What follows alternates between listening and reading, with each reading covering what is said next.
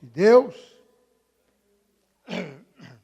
Irmão, desculpe que eu estou um pouco atacado da voz, vou ter que estar corrigindo. Quero falar sobre fé.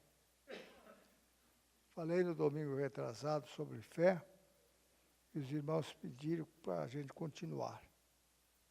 Agora, hoje, um tanto em forma de doutrina, de ensino. Né? Meu assunto hoje, eu escrevi no tópico, precisamos compreender a doutrina bíblica da fé. A doutrina bíblica da fé é uma das mais importantes e significativas da vida cristã. Agora, senhores, vejam só. Eu vou querer a participação dos irmãos, dentro do possível. Não vou descrever o que é fé ainda, mas assim. Esse capítulo os irmãos conhecem muito bem. O Senhor Jesus havia constituído uma amizade íntima com a família numa vila chamada Betânia. E, havendo estado em seu ministério de evangelização, se afastou um pouco de Betânia. E, nessa oportunidade ou ocasião, o seu amigo íntimo, chamado Lázaro, adoeceu.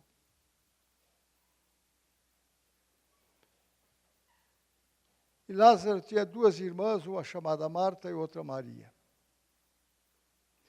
Então, a Marta, que se sugere que era a irmã maior, envia um emissário aonde o Senhor Jesus se encontrava, diz: teu amigo, aquele a quem tu amas, está doente.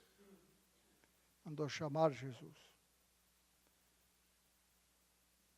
E a Bíblia diz para nós, depois os irmãos leiam em casa, que a propósito Jesus se demorou. Ele se demorou a propósito para o Lázaro morrer. E quando ele percebe que Lázaro havia morrido, ele diz aos discípulos: Lázaro, nosso amigo, dorme. Morreu. Aí ele voltou. Porque não era tão importante, irmão Adílio, ele vir quando Lázaro estava doente. É importante ele chegar quando Lázaro estivesse morto, para o milagre ser maior. E sai Marta para o encontro do mestre que chegava e diz para ele: se tu estivesses aqui, meu irmão não teria morrido. E ele disse para Marta: Marta, eu é que sou a ressurreição e a vida. Aquele que crer em mim, ainda que esteja morto, viverá. E aquele que vive e crê em mim, nunca morrerá jamais. Crês tu isto? Ela disse: sim, Senhor, eu creio que o meu irmão há de ressuscitar no último dia. Aí Jesus disse esse versículo para Marta, que é extremamente importante. Esse verso 40. Disse-lhe Jesus: não te dito que se creres verás a glória de Deus? Vamos dizer de novo? Não te dito que se creres verás a glória de Deus? Qual seria, na sugestão dos senhores, a interpretação para Marta ver a glória de Deus? O que significava isso? Irmã Elizabeth, a senhora sabe.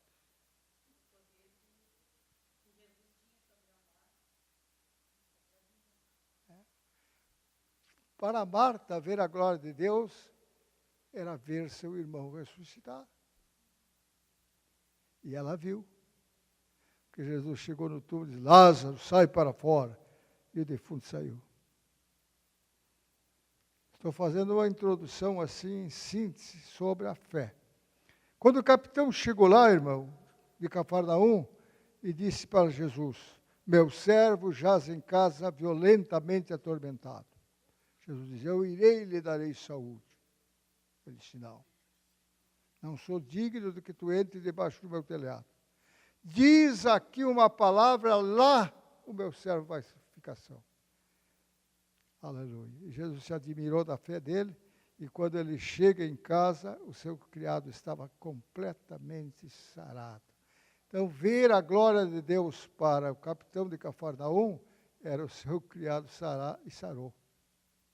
Para a mulher cananeia que estava com a filha endemoniada, ver a glória de Deus era ver sua filha liberta. E quando ela chegou em casa, sua filha estava totalmente liberta pela fé. Isso é fé. Isso é fé, irmão. Então, eu quero trabalhar um pouquinho com os irmãos hoje, exatamente sobre como nós podemos adquirir fé. Nós vamos trabalhar dentro de um raciocínio, desenvolvendo esse princípio. A doutrina bíblica da fé é uma das mais importantes e significativas para a vida cristã. Por quê? Primeiro, vamos colocar lá. Aos Hebreus, aos Hebreus 11, 6. Por que é importante, irmão? E significativo. Olha só lá. Ora, sem fé é impossível agradar-lhe, porque é necessário que aquele que se aproxima de Deus creia que Ele existe e que é galardoador dos que lhe buscam. Outra Bíblia, ou é recompensador dos que lhe buscam. Irmão, quem vai se aproximar de Deus, se não tiver fé, não receberá nada de Deus. Aqui não tem que se pagar dinheiro, irmão. Essa exploração de ter que dar dinheiro tem única e exclusivamente crer que Deus é recompensador daqueles que lhe buscam. Você tem fé? Não levante a mão. Eu pedi que não levantasse. Você está buscando a Deus? Se você não está, você não tem fé. Porque a fé nos leva exatamente a essa experiência. É impossível uma pessoa de fé não buscar a Deus. Não tirar tempo por dia para buscar a Deus. Não consagrar a vida a Deus. É impossível. Quando você desenvolve, irmão, essa sua espiritualidade, se chama isso, o desenvolvimento da sua espiritualidade, o crescimento da sua espiritualidade, você sente tanta sede de Deus como no dia causticante você sente sede de água. Você sente tanta fome de Deus como quando chega o meio-dia, coitada da minha esposa. Eu estou arrodeando a mesa lá. Meio-dia eu já estou arrodeando lá, caminhando para lá e para cá. Né? Que eu almoço exatamente ao meio-dia, acostumei. E o estômago quer porque quer, e quer porque quer. Assim é a pessoa de fé. O rei Davi diz para nós isso no seu salmo. A minha alma tem sede de Deus, do Deus vivo. E ele faz uma analogia. Assim como o servo brama pelas torrentes das águas, assim a minha alma clama por ti, ó Deus. A fé é o único elemento que nos coloca em relação íntima com o Ser Supremo chamado Deus. Hoje, meu querido e amado irmão, os crentes não buscam mais a Deus. Não tiram tempo para buscar a Deus. E, consequentemente, ficam enfraquecidos. Mas deixa para lá. Primeiro, então, estou procurando colocar para os irmãos o pano de fundo. Hein? Sem fé é impossível agradar-lhe. Vamos dizer juntos? Sem fé é impossível agradar-lhe. A fé nos é dada exatamente para isso, irmão. Para fazer contato com o transcendente. Transcendente é Deus, que transcende a tudo e a todos. É mais sublime do que tudo, que todos. Se você não faz contato com Ele, você não é crente. Não se apavore. Eu vou falar hoje que é possível ser crente e não ser salvo. Vou lhe mostrar na Bíblia. É possível ser crente e não ser salvo. Deixa para lá. Segundo, sem fé é impossível ser salvo. Aos Efésios, capítulo 2, verso 8. Vamos colocar lá. Sem fé é impossível ser salvo. Antes que você leia lá, olha aqui para mim. A salvação está estabelecida sobre a fé. Vou citar, porque senão eu vou ficar só lendo a Bíblia lá. Quando Deus arquitetou o plano majestoso, redentor, salvador, salvífico,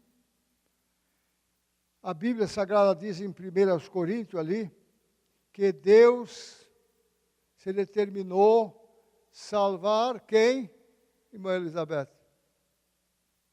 Os crentes, os que creem pela loucura da pregação. Então, se você não tem fé, você está fora da... Deus se determinou salvar os crentes, os que creem pela loucura da pregação. E ali diz o seguinte, ó, porque pela graça sois salvo por meio da... Então, quem não tem fé não pode ser salvo. A fé, eu gosto dessa expressão, meio ou mediante a fé, que estamos usando aqui, né? Mediante a fé. Quem salva é Jesus, mas a condição tem que crer.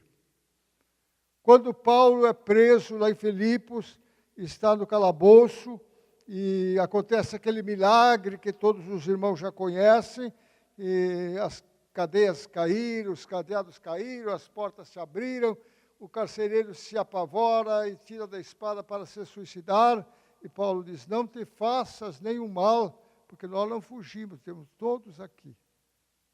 E ele virou, disse, o que eu farei para ser salvo? O que ele disse, Maria? Crê no Senhor Jesus Cristo e serás salvo, tu e a tua casa.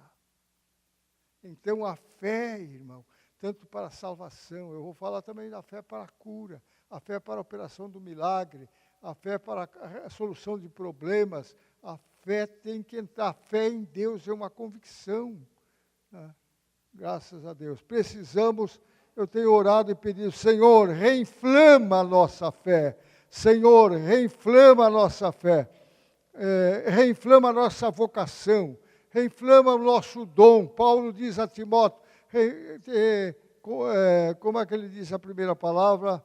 Te encareço diante de Deus, que reinflames o dom de Deus que está em ti, ao qual te foi dado pela imposição das mãos dos presbitérios.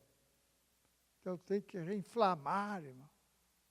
Ficar dinâmico, dar glória a Deus, aleluia. Acender a chama do amor, a chama da palavra. A fé faz isso. Então veja lá, ó. Salvação pela fé. Porque pela graça sois salvos. Agora entra aqui a fé, ó, mediante a fé. Isto não vem de vós, tanto a graça como a fé é dom de Deus. É Deus quem dá.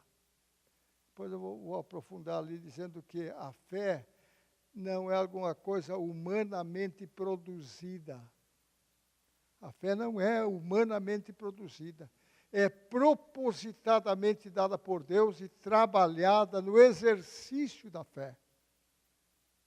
Os homens de fé, as senhoras de fé, não se apavoram por nada, porque a fé nos é dada para os casos impossíveis, a fé nos é dada para os casos insolúveis, não é para os casos naturais, é para a hora que aqui acabou até onde chegou a ciência, começa a fé. Quando o Oswaldo César está agora no hospital, está baixado porque deu uma infecção no sangue, e dá muita dor, e ele está fazendo tratamento, mas quando, primeira vez que ele ficou lá, que nós chamaram, ligaram ele naqueles aparelhos, e eu não sei como é o nome dá lá o coração, faz. Estava só na reta, irmão. A doutora disse, tem mais familiar? Eu digo, tem, é grande a família, pode chamar. Pode chamar, porque questão de 1 hora aí a coisa terminou.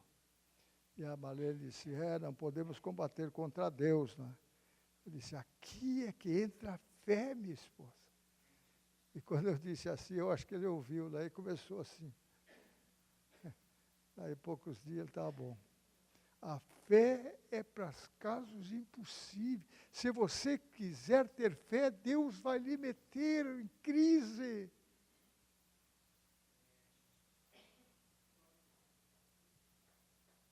Porque a fé só se manifesta, se personifica e se consubstancia em casos impossíveis.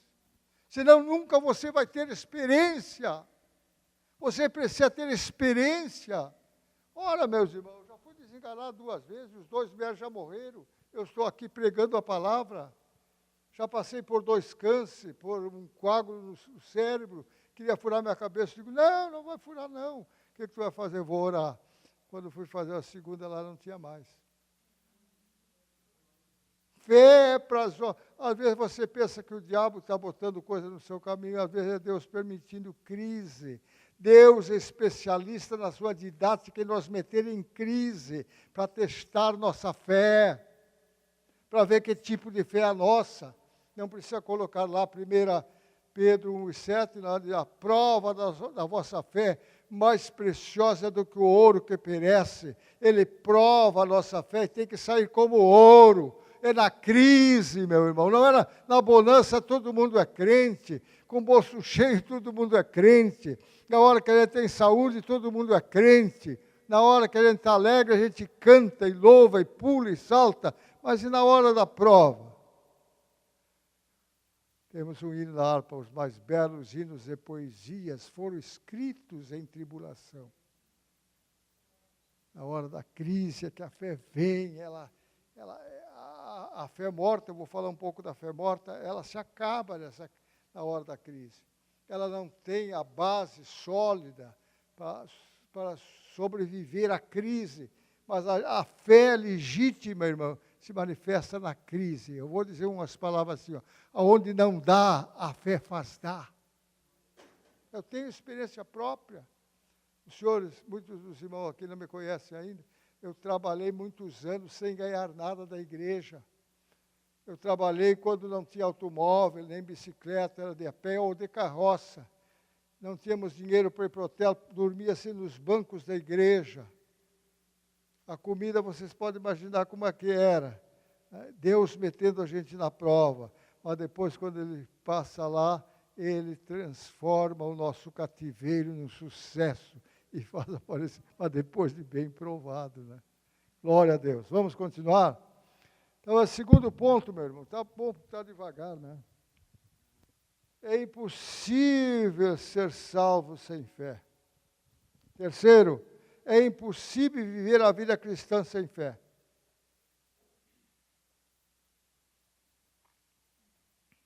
Romanos 1, 16 e 17.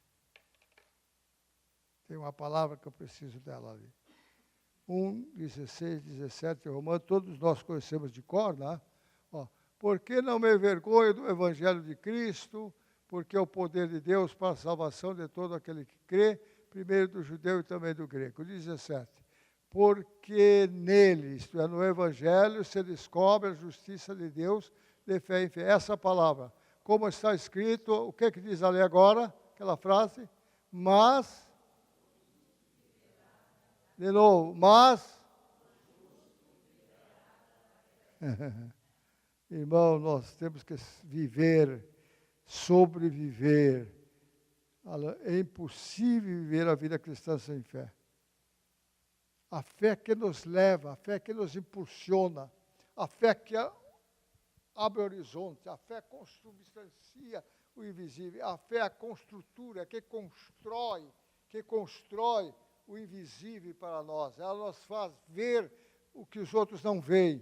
Ela nos faz viver o que os outros não vivem. Ela nos faz sentir o que o outro não sente. Até no culto, às vezes, irmão. O culto para esse aqui está aqui uma maravilha, e para esse está ruim. É só por uma questão de fé. eles estão debaixo da mesma atmosfera, eles estão ouvindo a mesma pregação, irmã. Eles estão debaixo do mesmo som, da mesma música, aleluia. E para esse aqui o culto está bom, mas para aquele ali está ruim, porque ele está desligado, ele não tem fé, ele não percebe, é imperceptível das coisas invisíveis, das coisas de Deus, não se apalpam pelo tato, não se olha, não se vê com os olhos, ela se percebe com os sentidos espirituais da alma. E isso precisa fé. Isso precisa fé. Então, olha só, o justo viverá da fé. E tem um versículo que diz, mas se ele recuar, a minha alma não tem prazer nele. Irmão, quando vem a crise para mim, eu digo, Senhor, me dá graça e me dá fé. Eu não quero te negar. Senhor, me dá graça e me dá fé. Eu não quero fraquejar. Senhor, eu quero tua graça, tua fé e teu poder. Porque eu não quero ser um crente fraco, que na hora da crise, na hora da prova, se afasta dos cultos, se afasta da igreja, anda choramingando pelos cantos. Não, eu quero me levantar lá na hora da prova, pregar e dizer que tu és Senhor de tudo. Crente com fé é assim, irmão. Nessa hora. Então, vamos de novo. O justo viverá. Olha lá. Você viu o que está escrito? Viverá da fé, não é pela fé, é da fé. Se não tem, vai viver de quê? De dúvidas, de incertezas, de tristezas, de mágoas, de crises. A fé é extremamente importante. Já porque o nosso Deus é um Deus da fé. Quarto, sem fé jamais receberemos alguma coisa de Deus. Ai, ai, ai. Às vezes os pregadores dizem, tu vai levar a tua bênção, vem buscar. Se não tem fé, não tem bênção. Vamos ler a Bíblia? Na Epístola de Tiago, meu irmão, capítulo 1, versos 6 e 7. Vou repetir. Sem fé jamais receberemos alguma coisa de Deus. Vamos ter que arranjar fé. O senhor que é pregador de fé, tem que arranjar fé. E não é humanamente produzida. Olha lá. Peça, porém, com fé, não duvidando, porque o que duvida é semelhante à onda do mar, que é levada pelo vento e lançada de uma a outra parte. Não pense tal homem ou tal mulher que receberá do Senhor alguma coisa. Não tem. Deus deu-nos uma condição que todos podem acessar. Não precisa dar dinheiro, não precisa fazer penitência, não faz classificação de cultura ou de posição, rico ou pobre, todos podem receber. Só tem uma única condição, tem que ter fé. Quem duvida é como as ondas do mar, lançado para cá. Tem crente que hoje está naquela igreja, está naquela outra, parece que está procurando alguma coisa, não achou ainda, irmão. Não encontrou o Salvador ainda, irmão. Está procurando profecia, como se a Bíblia... Eu disse há poucos dias para um dos nossos aqui, estava sendo transferido de meu filho. Eu disse para ele, acaba com essas profecias. Este livro é a maior revelação de Deus. Cabal, final e total. Tudo que Deus quer dizer ao homem está aqui. Tudo. Até mesmo, meu irmão, está aqui o que nós chamamos de escatologicamente. Os acontecimentos do fim estão ali. Tudo está ali. Não tem mais nada que Deus queira dizer a nós. E o livro do Apocalipse, capítulo 1, começa assim, revelação, de Jesus Cristo, a qual Deus deu a seu servo para revelar as coisas que depois destas hão de acontecer. Aquilo que hão de acontecer do futuro, da eternidade, está nesse livro, chamado Bíblia. Mas deixa para lá, esse é outro assunto lá, irmão. Então, queremos receber alguma coisa de Deus? Só tem uma maneira, crer. Crer. Eu tenho algumas experiências que reputo por importante para a minha vida, que aconteceram comigo ao longo dessa história de 60 e poucos anos de fé, que até devo contar uma para os irmãos, pelo menos uma, de tantas que são. Eu era missionário na segunda capital do Uruguai. Em 1960 eu fui para lá, com a família. E passamos a morar numa casa, numa esquina, estava sendo construída a igreja. E quando eu estava no Brasil, eu fui lojista, fui fabricante de calçado, tinha empregados, bem de vida, como se diz. Vim de tudo aquilo e fui para o Uruguai, gastei tudo lá. Apliquei tudo na obra. Meu irmão, e eu nunca ganhei nada de igreja nenhuma. Hoje o missionário vai a peso de dólar, $1.000, $1.500, o mínimo que se dá para o missionário. E aí, irmão Daniel, chegou meio-dia, um dia, e a minha esposa chegou lá e disse assim, eu estou estudando a Bíblia, olha, não tem nada para cozinhar hoje, não tem arroz, não tem nada, não tem carne, não tem nada, e não temos dinheiro também. Aí eu senti o cutuco, meu irmão. Estava no país estrangeiro, como é que eu ia pedir crédito? Não tinha que ir no correio, nem no banco, porque ninguém me mandava nada para lá. Entrei no meu quarto e fiz como a Bíblia diz. Fechei a porta e dobrei meus joelhos. Senhor, eu só estou aqui porque Tu me mandou. Eu não tenho comida para mim e para os meus filhos. Tu dá um jeito aí. Amém. Fui sentar lá, no sofá e estudar a Bíblia. Não demorou questão de 15, 20 minutos, bateram na porta da frente. Eu saí lá, era um vizinho do lado.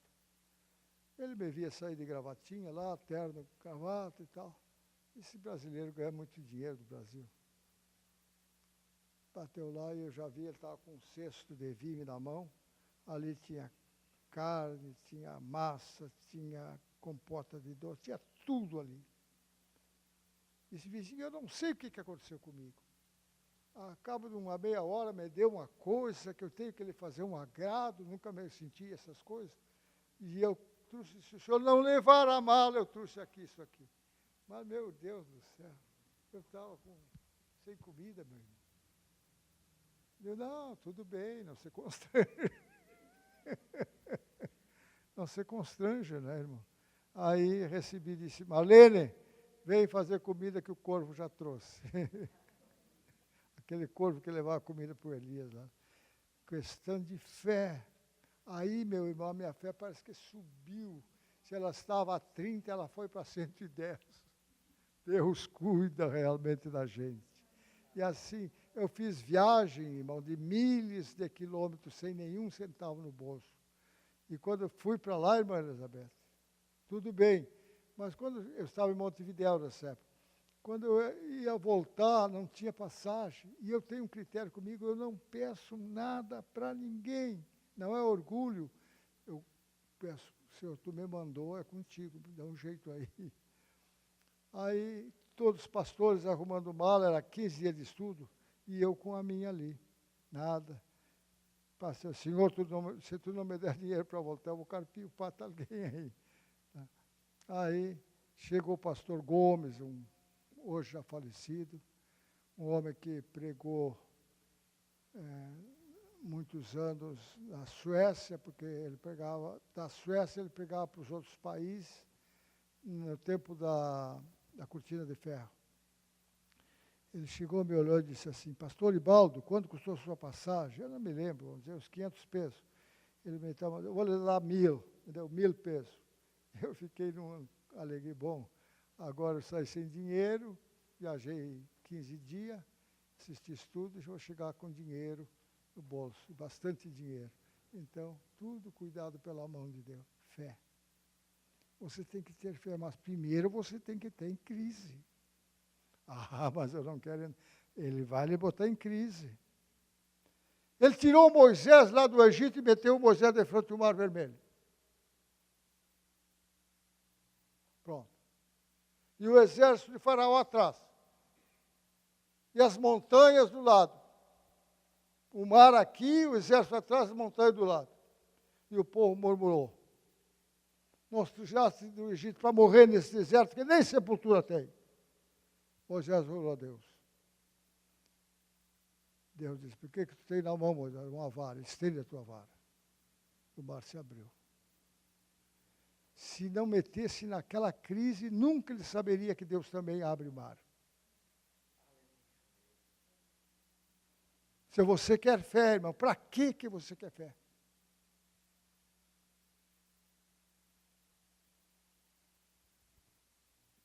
Nós queremos fé para glorificar a Deus.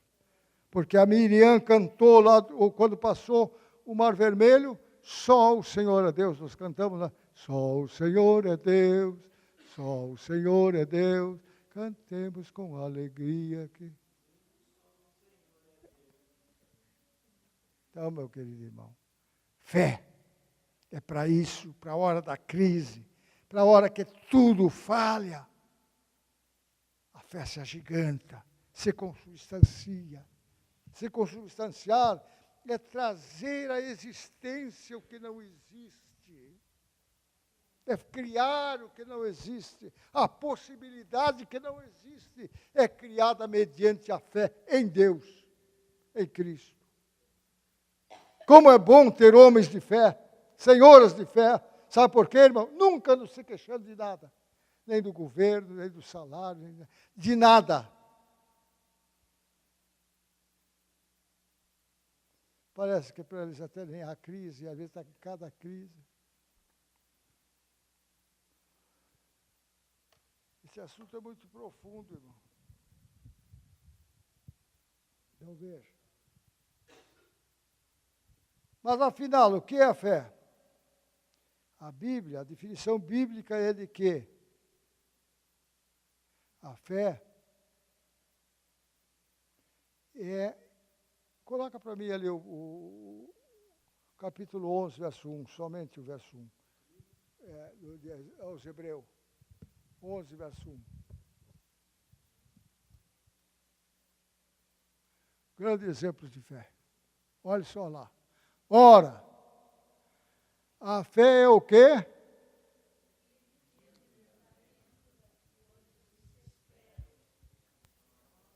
Irmão, às vezes nós não levamos em conta pequeninos detalhes e erramos o alvo. Eu quero comentar isso aqui para nós. No final desse culto nós vamos orar, pedir que o Senhor aumente a nossa fé.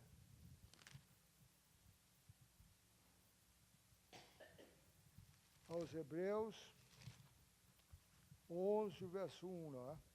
Está lá. Eu quero olhar na minha Bíblia aqui. Esse pequenino detalhe, ó. Ora, a fé é não é é o artigo no singular. Não tem outro fundamento. A fé, então, ora, a fé é o firme fundamento.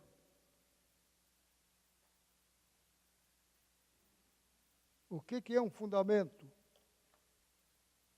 Aqui temos um seminarista de arquitetura. O que é um fundamento? Sustentáculo. Sustentação. Se você não tem fé, Você não tem base. Você não tem sustentáculo. Esse prédio aqui, irmão, tem um fundamento aí que sustenta o peso. A fé sustenta o peso todo. A fé em Deus. As pessoas sem fé, qualquer coisinha desequilibra ele. Desmorona. Perde o chão.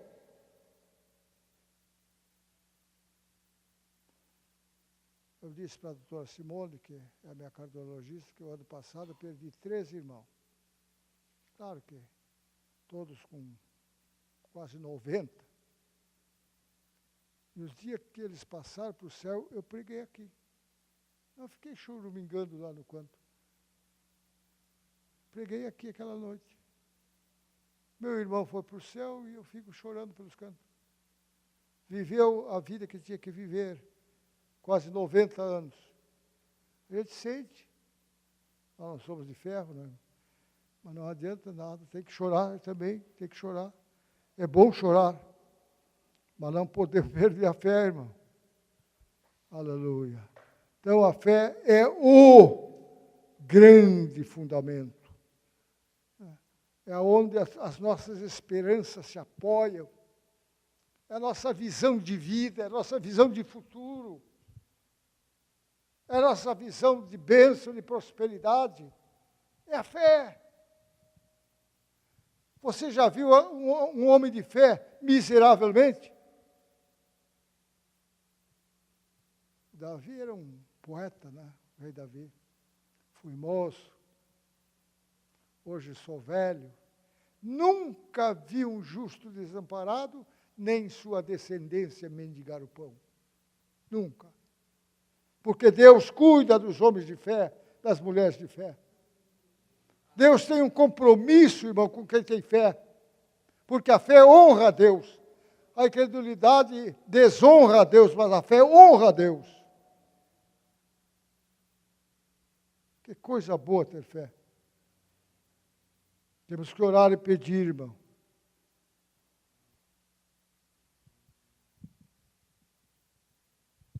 Orar está bom hoje. Qual a sua sugestão do irmão para fazer crescer sua fé? Primeiramente, a fé cresce pelo uso.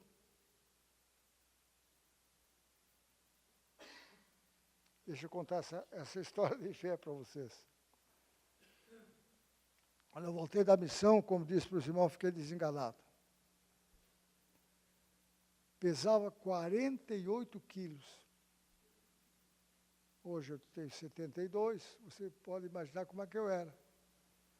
Perdi a noção das coisas, me batia nas paredes para caminhar. O médico disse, Baldo, vai morrer em casa. Dr. Marcos Grosso Barbosa, era um dos médicos, eu tentei com 3 médicos. E ele já morreu. Bem mais novo que eu. E a Marlene estava me esperando lá e disse, o que o médico me mandou morrer em casa? O que tu vai fazer? Ainda não sei. Deitei num sofazinho, peguei um livro em espanhol, de T.L. Osborne, um evangelista americano, morreu agora com 100 anos. Questão de, não faz um ano. Jesus Cristo é o Sanador, era o nome do livro, irmã Isabel. Comecei a ler. Irmã Isabel, me enchi de fé. Sozinho ali. Dobrei meu joelho e, Senhor, Tu me cura agora. Enquanto eu tiver fôlego de vida, eu vou pregar a Tua palavra. E me curou. Ali. Não houve nada especial, não senti calafrio, não senti nada disso. Uma convicção aqui que eu tinha ficado são. Eu disse para minha esposa, eu não comia mais. Faz um bife encebolado. Tu não pode, agora eu posso. Jesus acabou de me curar. Comi aquele bife cebolado e dali, dentro de pouco tempo eu estava pesando 63 quilos. E Deus começou a me abençoar materialmente de novo. Coloquei uma loja de calçado de frente à praça e comecei a ganhar dinheiro. E agora eu vou mandar 3 missionários. Eu pago do meu bolso. Quando eu estava trabalhando lá, o Espírito Santo chegou e disse para mim, aqui dentro, não aqui. O que tu está fazendo aqui se as almas estão morrendo? Fiquei desesperado. Cheguei em casa, contei a história para a Marlene e disse, não, tu é um homem chamado, tu vai pregar o Evangelho, eu fico, eu e teus filhos vão ficar aqui, daqui tu não nos tira mais, já tinha construído uma casa. Não nos tira mais. Isso é emoção minha, não, Deus não está falando comigo coisa nenhuma. Eu vou mandar missionário. Um dia ele veio de novo, irmão, e eu me escondia para chorar. Aí um dia eu cheguei, ela disse para mim o seguinte, tenho uma novidade para ti hoje. E eu já imaginei alguma comidinha, porque a Marlene tem uma arte de culinária incrível. Ela fazia cada pratinho, tudo cheio de pratinhos, variedades assim. Mas cadê a novidade? Não, hoje não é comida. Nós deitamos ontem, você dormiu, eu perdi o sono. Luz desligada. De repente clareou esse quarto aqui, uma luminosidade incrível. Jesus apareceu para mim, um vestido branco. Ele disse, eu vou fazer a tua casa passar na minha mão. E passou tal como está. Tudo era móvel novo, porque os nossos até hoje estão no Uruguai. Aí não tinha dinheiro para trazer. Aí, disse, agora eu vou te dizer o seguinte, a hora que Jesus te chamar, pode ser para um buraco, eu vou junto, porque agora eu sei que é Deus. Acabou o almoço, gente. Acabou o almoço, era choro, era língua, era pranto. Logo, logo o Senhor me trouxe de novo. Comecei a trabalhar de novo. Porque Deus é Deus que honra a fé. Ele honra a sua palavra. Ele não honra o pregador, ele não honra o homem, ele honra a fé. Porque a fé em Deus, irmão, remove montanhas. Aí que se constituiu essa frase. A fé em Deus remove montanhas. Vamos continuar mais um pouquinho. Então, meu amado irmão, a fé é o firme fundamento. De quê? Das coisas que se esperam. Nós nunca trabalhamos ainda esse lado, né? O que você espera? Ela é a base, é o sustentáculo do que você espera. Eu disse há poucos dias, não sei se foi aqui ou lá no auditório, que tem crentes que se satisfazem com migalhas. As coisinhas daqui são efêmeras, passageiras. Eu estou de olho, é lá em cima.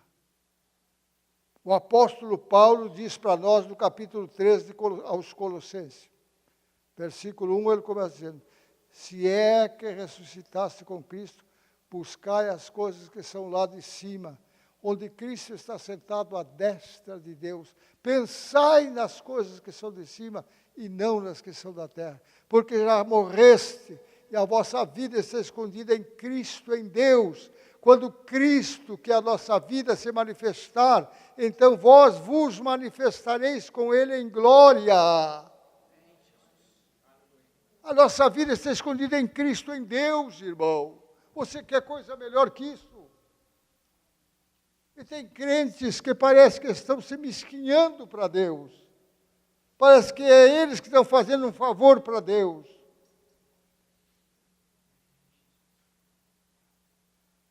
Nossa vida está escondida em Cristo, em Deus.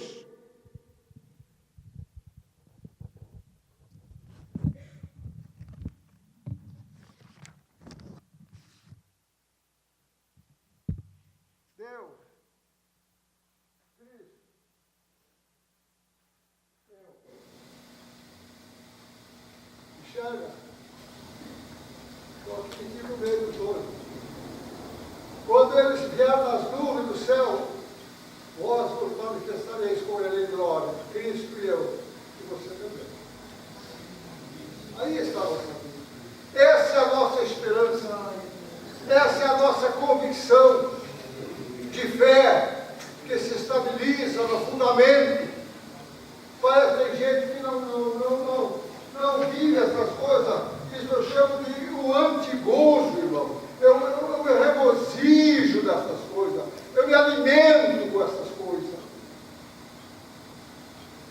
sei que a palavra de Deus é fiel. E até ele jurou por ela.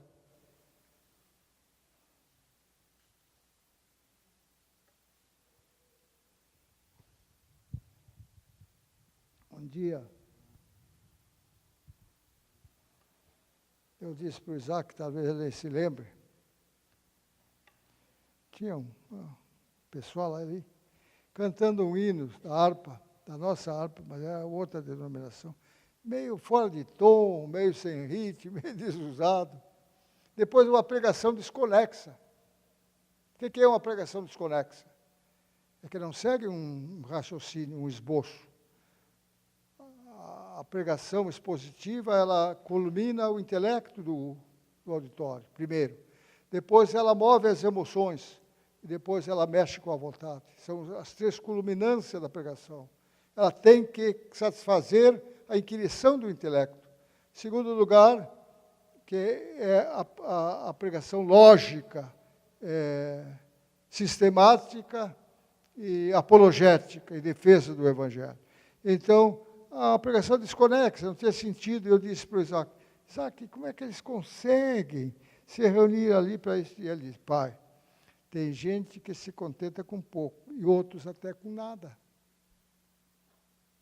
Eu lamento que tenha gente que se assente nestas classes, sem ser um inquiridor da vida suprema e sublime que Cristo trouxe a nós. Eu estou preparando uma mensagem ali sobre o voo para o infinito. O voo para o infinito é Jesus Cristo conduzindo muitos filhos à glória. Ele está levando os seus filhos a um estágio de glória na eternidade. Então, meu amado irmão, veja só, essa convicção, a fé, tem esse fio fundamental das coisas que se esperam. Você pode esperar, com certeza, mas tem crentes que são como o Esaú. Sabe a história do Esaú? O Esaú tinha o direito da primogenitura, que era como é que se chama isso? Um costume hebraico. Como é que era o costume hebraico? O sistema mais vivido com eles, o sistema patriarcal, das clãs, dos nômades, existia isso. Então, o primogênito, o filho maior, era o herdeiro do pai. Inclusive, não só mais parte da herança, como se o pai era sacerdote, o filho maior seria sacerdote. Se o pai era rei, o filho maior, o primogênito, seria o rei. Os irmãos veem isso na Bíblia, está ali na superfície. E o Esaú tinha o direito à primogenitura, mas só quando o velho morresse. E ele disse, velho, vai durar uma barbaridade, né? Então, vende o direito da sua primogenitura para o Jacó por um prato de guisado. Vai demorar, que me vale a primogenitura. Vendeu. Depois que o velho morreu, andava choramingando lá, querendo matar o outro. Né?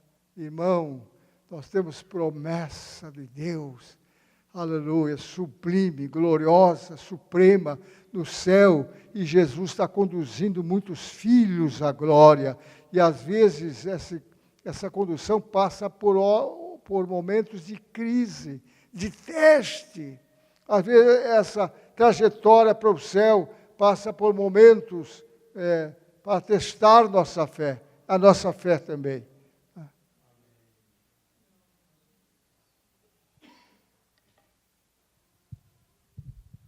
Segundo, a letra B.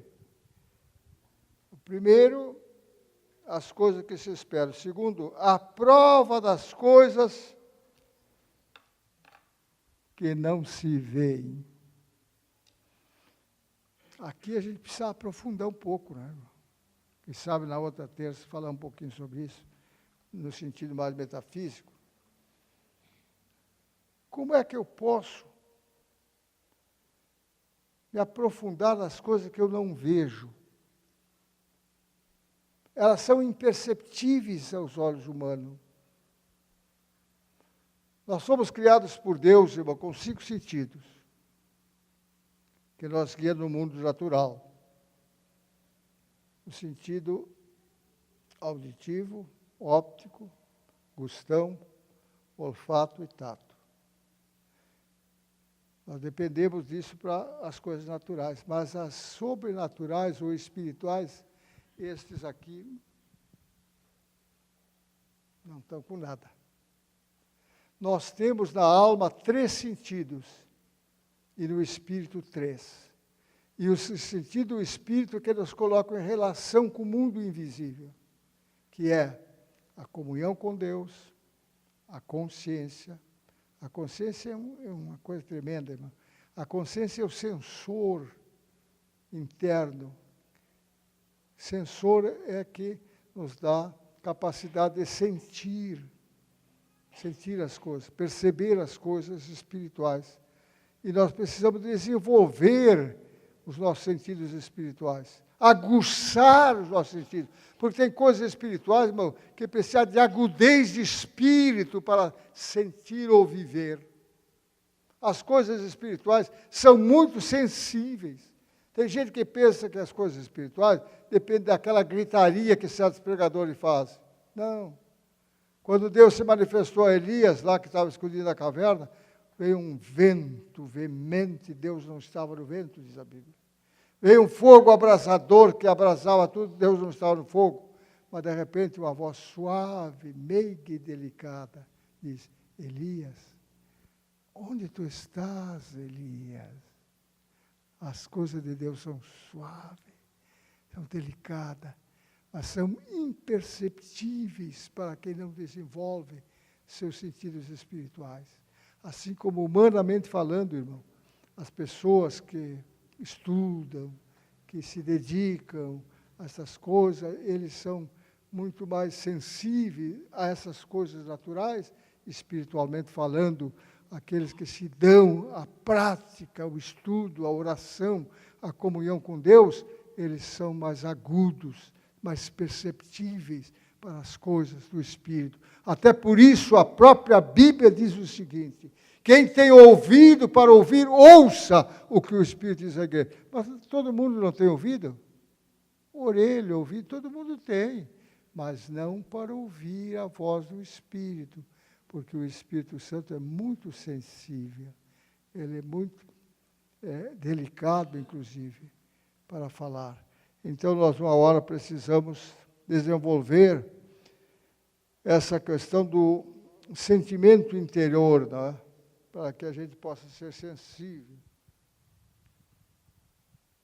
E essa outra prova das coisas que não se veem, é uma prova, né?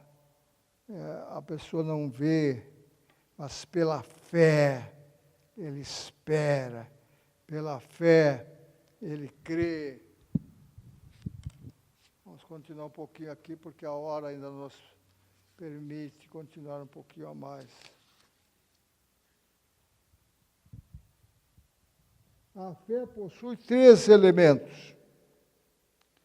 O primeiro elemento, no sentido natural, que a fé atinge o intelecto. O segundo é a emoção.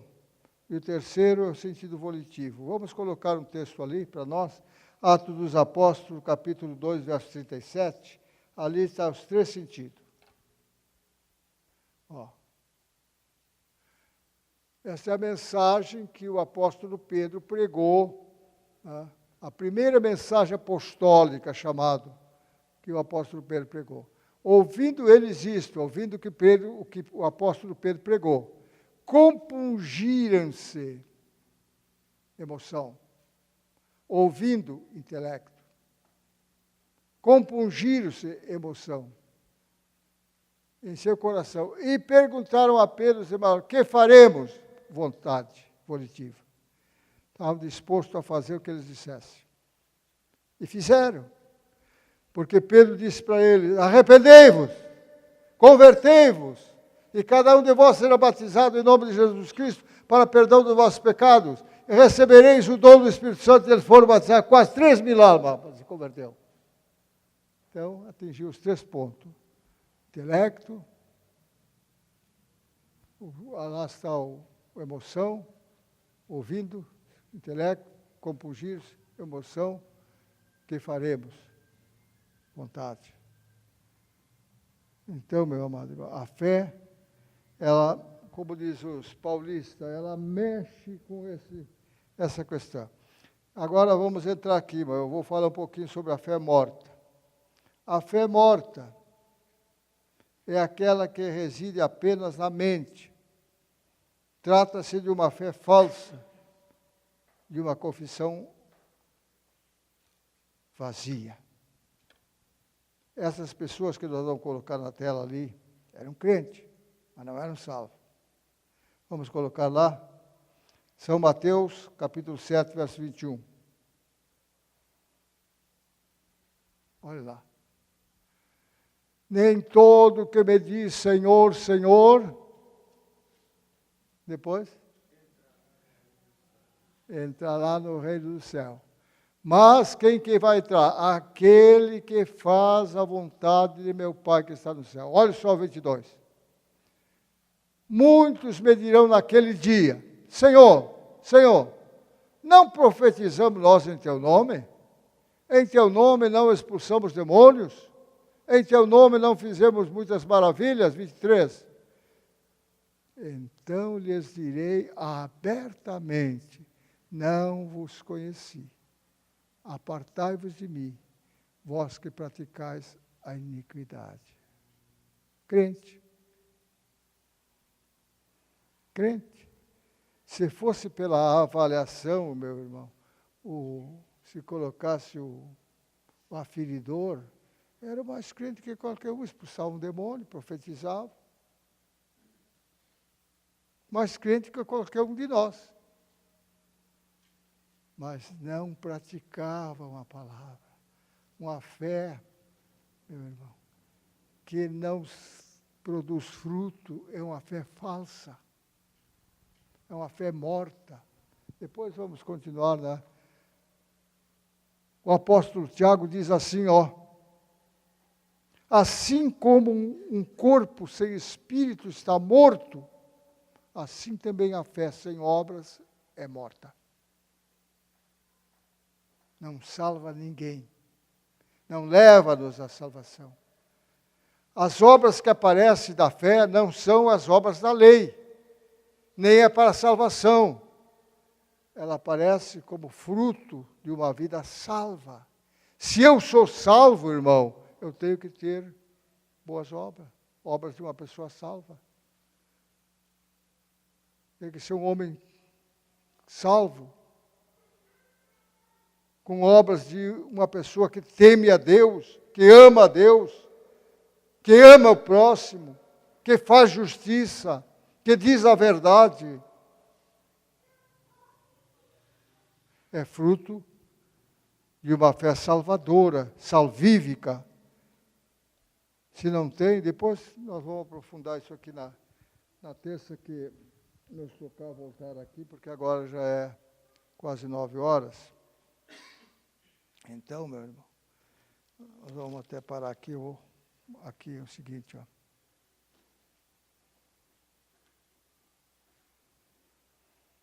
A fé é a substância das coisas esperadas e a prova das coisas esperadas. O que é a substância? É a essência das coisas esperadas. Quando não se tem fé, não se tem essência. Nós precisamos da essência do Evangelho.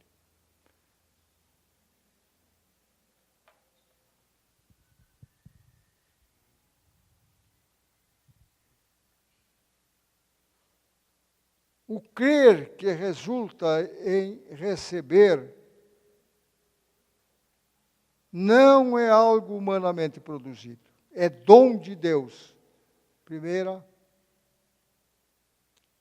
Coríntios capítulo 12, verso 7.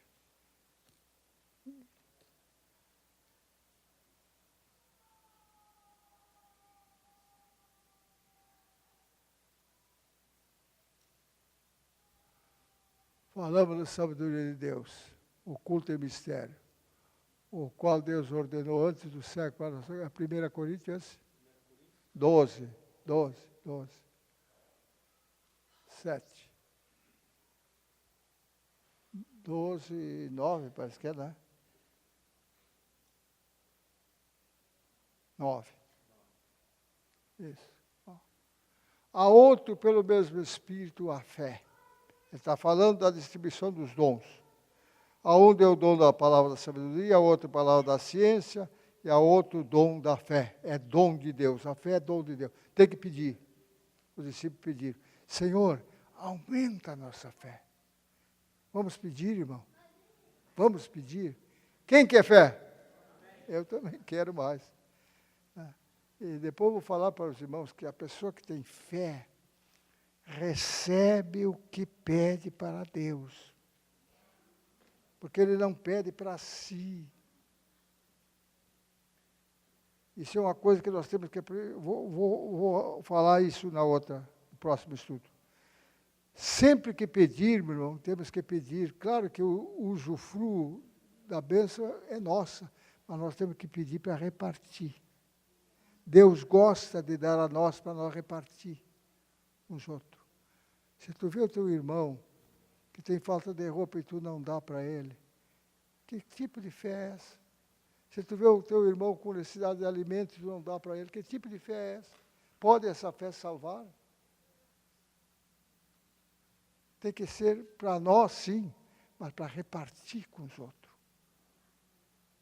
Nós não descobrimos ainda, irmão, essa ciência divina que se chama dai e ser-vos-á dado. Boa medida, recalcada, sacudida, transbordando, deitarão no vosso regaço.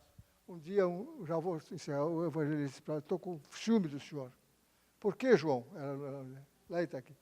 Mas o senhor ganha tanta coisa e eu não ganho nada. Eu vou ter sido ao princípio. Tu dá bastante?